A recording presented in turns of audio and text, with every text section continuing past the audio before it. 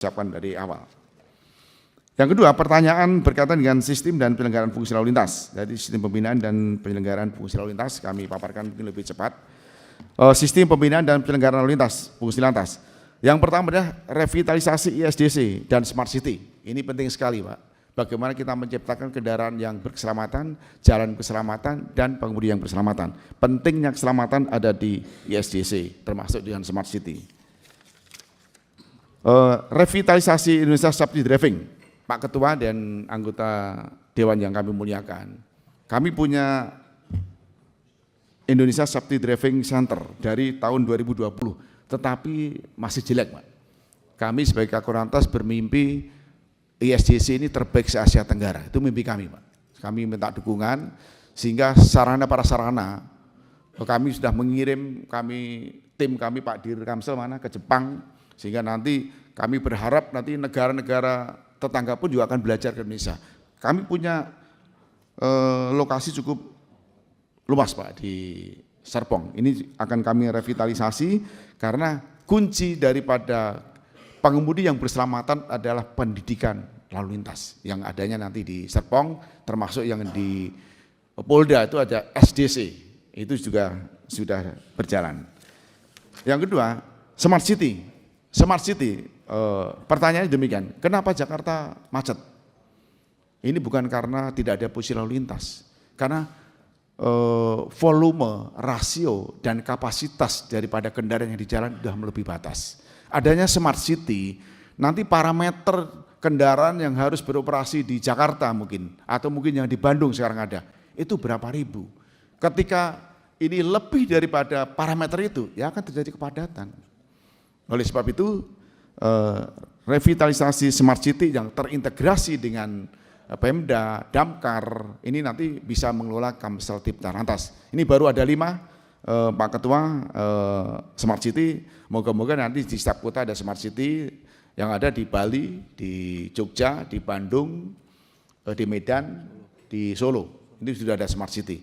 Dan satu command center yang bisa melihat semua aktivitas di dalam kota, dan parameter kendaraan yang bisa melintasi di dalam kota itu. Maka dari itu Smart City ini akan kami revitalisasi karena berkaitan dengan road safety policing. Jadi pentingnya keselamatan di dalam kota termasuk juga pengguna jalan lainnya. Yang selanjutnya adalah Polantas Menyapa. Seperti yang disampaikan Pak Ketua pimpinan rapat tadi bahwa kami tidak bangga melakukan penegakan hukum. Dan bahkan kebijakan kami 95 penegakan hukum menggunakan ETLE, Electronic Traffic Law Enforcement, yang sekarang sudah nasional. Hampir semua Polda sudah melakukan penegakan ETLE dan tidak ada komplainnya kecil, Pak. Tapi kalau tilang, polisi baru menghentikan saja sudah dicurigai, oh ini mencari duit, padahal tidak. Maka dari itu kebijakan kami atas petunjuk Bapak Kapolri, 95% kami tindak dengan ETLE, 5% baru menggunakan tilang. Ini cukup bagus. Jadi saya membayangkan ketika di Jakarta ini ada mungkin 1000 kamera ETLE, kami agak mudah untuk mengendalikan traffic yang ada di Jakarta. Tetapi ini masih belum. Kami bermimpi nanti revitalisasi ETLE itu nanti akan lebih bagus. Dan bahkan kami juga punya filosofi senyum Polantas adalah marka utama. Kami sekarang tidak mau berbenturan dengan pengguna jalan, harus kami rangkul, Pak. Kami ajak ngopi, kami ajak cangkruan, agar supaya bahwa Polantas Polri diterima di tengah-tengah masyarakat.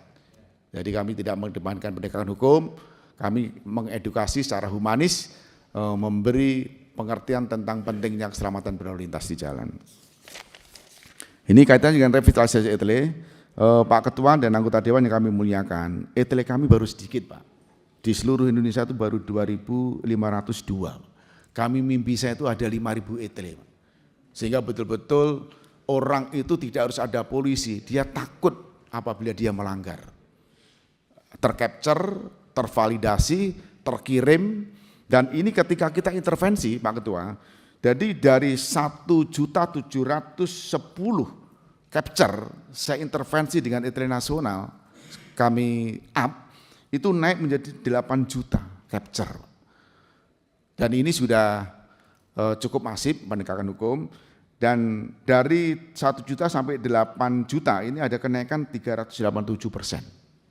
Dan kemarin Kabakop kami Pak, sama Kabak Renmin ke Belanda dengan BPK.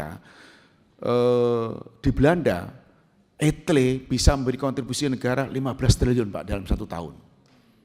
Di Indonesia pasti bisa ketika nanti konsisten daripada penegakan hukum bertransformasi ke digital. Baik itu capture-nya, baik itu validasinya, baik itu bayarnya. Ini kita intervensi saja Pak. Contohnya tervalidasi. Sebelum kami intervensi, revitalisasi, itu hanya 582 Pak. Setelah kita revitalisasi, ini menjadi 2 juta Pak. Yang itu yang tervalidasi. Terkonfirmasi juga demikian, dari 70.000 naik menjadi 480.000. Nah ini yang terakhir, membayar, tercapture, tervalidasi, terkirim, mengakui kesalahannya dan dia membayar Pak. Dari 22.480 naik menjadi 392.000, naik 1.645%. Ini denda tilang, ini masuk kas negara. Bayangkan ketika nanti seluruh republik ini, semua ada kamera ETLE yang sekarang, baik itu capture, record evidence, sampai dia membayar, ini sudah hampir sempurna, tapi masih kita sempurnakan. Yang kedua, kebijakan Kakor Polri dalam mengawal lantas. Terima kasih Pak Suding kemarin, ini juga memberi apresiasi kami bahwa Pak Suding mohon izin dari Totot Buk-Buk, kami waktu itu kami telepon Pak Ketua Pak, kami mohon izin boleh nggak kami bekukan, silakan. Terus kami sebagai Kakor Lantas kami bukan untuk sementara Pak. Dan kami sekarang ditanya sampai kapan pembekuannya ini, tentunya kami akan evaluasi dan ini dampaknya cukup positif Pak. Jadi tidak, apalagi Pak Suding langsung memberi apresiasi, terima kasih Pak Suding dan banyak sekali termasuk Pak Ketua.